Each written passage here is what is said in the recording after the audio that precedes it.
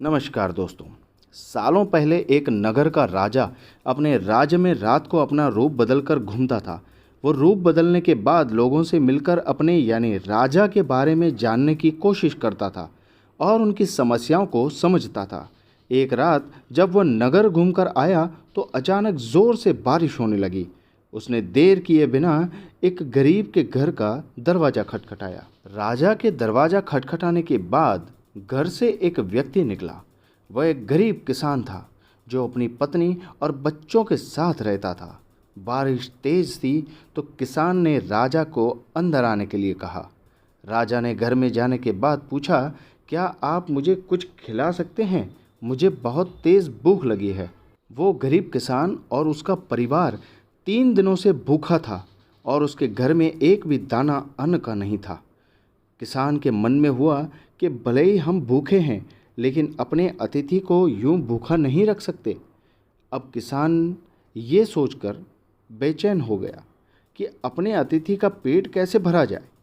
तभी उसने घर के सामने वाली दुकान से चावल चुराने की तरकीब सोची। उसने सिर्फ अतिथि के लिए ही 2 मुट्ठी चावल लिया और उसे पकाकर राजा को खिला दिया। तब तक बारिश रुक गई थी और राजा अपने घर चला गया।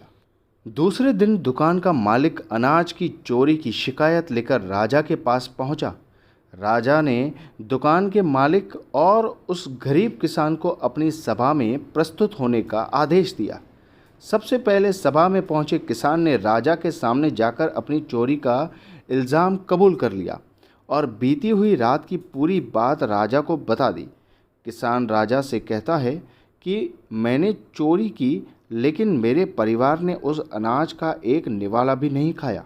गरीब किसान की बातें सुनकर राजा बहुत दुखी हुआ और उसने किसान को बताया कि अतिथि के रूप में मैं स्वयं तुम्हारे घर आया था। इसके बाद राजा ने सभा में पहुंचे दुकानदार से पूछा कि क्या आपने अपने पड़ोसी को चोरी करते हुए देखा था?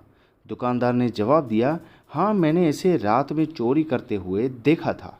दुकानदार की बात सुनने के बाद राजा कहता है कि इस चोरी के लिए पहले मैं जिम्मेदार हूँ और फिर दूसरा तुम हो, क्योंकि तुमने अपने पड़ोसी को अनाज की चोरी करते हुए देखा मगर कभी उसके भूखे परिवार को नहीं देखा।